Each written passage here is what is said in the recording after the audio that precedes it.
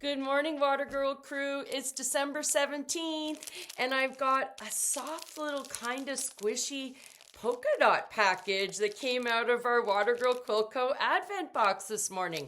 Let's see what is in it. The 17th. That's mean there's a week till Christmas. And you know who's going to be coming? Ho, ho, ho, Santa Claus himself. What have we got here? Well, this looks like an interesting little project, and it is. And in fact, this little gem in this bag is going to bring together a whole bunch of things that the elves have been giving you each day this month. So in this, this is a little kit from the Trailhead Company. You may have already been eyeing up the naked Santa gloss for the last few days, enjoying looking at that little bit of eye candy. So the same gals, Samantha and Carol, who created the gloss, did a custom-made peel and stick just for us at Watergirl Quilt Co. So what you get in this little card is you have your embroidery needle right here, little chenille needle. Okay, so don't lose that. It's stuck on there with a piece of washi tape. You have skeins of thread. So this is 8-weight tencel thread. So if you're asking, what is a tencel fiber? Tencel fibers are made from cellulose from wood. So that, in that sense, it is a sustainable, renewable product. And so this one is mostly sourced from eucalyptus trees. So they take that pulp that's left and they turn it into a cellulose, and then it gets made into these fibers. So this is an 8-weight thread, feels lovely and soft. So you have all your colors you need to stitch all on the lines of Santa, and you can look at the picture to get an idea of the colors. Santa's got blue eyes. You've got a nice little strand of a baby blue thread in there for that twinkly eye of Santa Claus. You've got your white, you've got a red, and you've got a charcoal one, so you can put that on your buttons. So you can have fun stitching all of this down. Now, how are you going to stitch it? Well, you're going to go to your hand embroidery book that we gave you.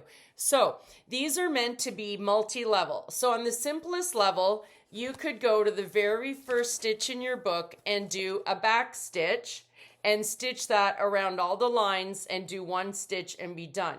But I would encourage you to go and try, and the stitches are in an alphabetical order. You could try a colonial knot for Santa's buttons. Would be super cute.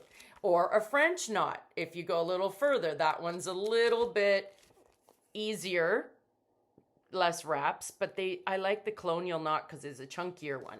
You might decide to just do some little seed stitches, these tiny little stitches all over a suit with some extra red, and bring it up a notch. So what are you going to stitch this on? Well, it's a peel and stick. So I'm going to peel off the back, and you're going to have to choose some type of fabric to put it onto. And of course, you know, when I'm in front of a video, this doesn't like to peel very well. There we go. I got it started. So I would peel this off and I would stick it onto fabric. Now, you could stick it onto a sweatshirt, a pair of jeans. You could get a piece of linen out of your closet if you have some Essex linen. Some quilters muslin would work. I picked up these from my local dollar store. It's a linen blend, plain beige tablecloth. And if you put it on the back of this, it'll actually give you the natural skin tone of Santa's face. So that will come through. So you're wondering, well, how am I going to get rid of this peel and stick? When you're done stitching, it's going to dissolve in water. So I'm going to show you mine that I have on the go, but I am experimenting with this, and I will tell you that I need to pull a little bit more white thread from my own stash. But I decided to go to town on Santa, and I did it on navy, so it'll be easy for you to see the contrast for this video. But I did what's called a satin stitch and really filled in Santa's suit and his hat and his beard. I threw a bit of blue in there. I was experimenting with that. I'm going to put some white in it. I'm trying to create kind of that multicolored whitey gray. So I still need to do some more white. Now, this is where you need a little bit extra white of any kind of 8-weight white thread if you want to go nuts like I do and try to fill it all in. When I'm done stitching, I will just take a damp, wet cloth and pat down around all this, or I can submerge it in the water. Because I got all that red, I'm going to be careful and not do that. I'm going to pat it all down, and this peel and stick is simply going to dissolve. And at the end, all I'm going to see on the back is whatever stitching I did. And my needle is stuck in here. Pull out my needle. I'll just see whatever stitching I did on the back. So that could be a cute tea towel to hang in the kitchen. So we hope you'll have fun, and post in our private Facebook group that you may have already joined.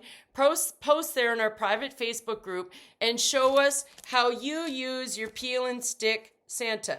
Remember, you've also got your needle threader to help you thread your needle. You've got your gloss. You've got all the tools in your Advent box to have fun with this little project. So today's word for bingo is workshop, because you've got your own little tiny Santa's workshop right here for you to make a fun little activity for the holiday season. We will see you back here tomorrow, and have a safe day, crew. Bye-bye.